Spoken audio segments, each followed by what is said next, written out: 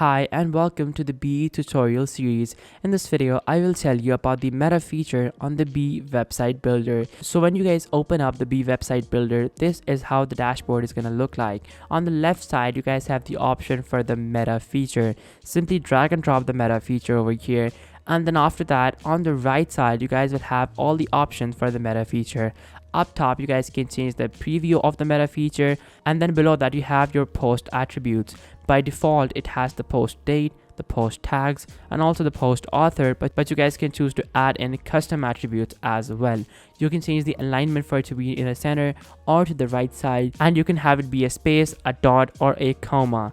Then up top, you have the option for style. In the style section, you guys can change up the typography by changing up the font to be whatever else, and then below that, you can change the font size as well. Then of course, you can change the weight. You can also transform the text a bit, and then you have the option for style as well to be italic, for it to be oblique. You can also change it to be normal as well. And of course, for the decoration, you guys have the option for underline, overline, line through, and none. I'm gonna choose underline, and then after that, of course, you can also increase the line height as well, and also the letter spacing as well. So guys, these are all the features that you get in the meta element of the Beae website builder. Thank you so much for watching. Take care. Till next time. Goodbye. We'll